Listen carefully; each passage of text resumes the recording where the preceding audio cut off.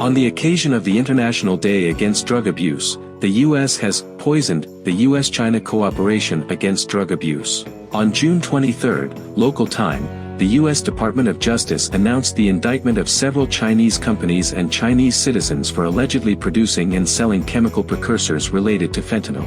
In the face of fentanyl addiction, which has become one of the most serious public health crises, the United States is always thinking of internal and external treatment, which can only end up harming people and themselves. According to the information disclosed by Reuters and other media, the so-called Chinese enterprises and individuals producing and selling fentanyl precursors to the United States, prosecuted by the U.S., is simply a fishing and law enforcement entrapment operation. Instead of regulating its own companies and individuals, the U.S. is wielding the stick of illegal detention, long-arm jurisdiction and unilateral sanctions against Chinese companies and individuals. This arbitrary fabrication of charges unveils the false face of the so-called rules-based order of the United States, and shows the world how the United States abuses its hegemony and tramples on international law and order.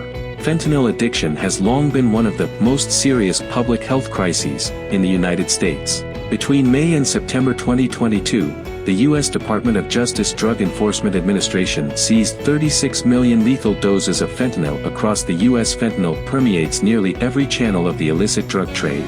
How is it that American politicians who claim to protect our most precious resource, American lives, are doing nothing about this situation? At present, the United States is the world's most serious drug problem. The number of drug addicts accounted for about 12% of the world. If U.S. politicians are still unwilling to face the real reasons for the proliferation of drugs in the United States, and only want to shake off the blame, the internal and external treatment will not only help the United States detoxification, but will only let the United States become a drug den of the global scourge.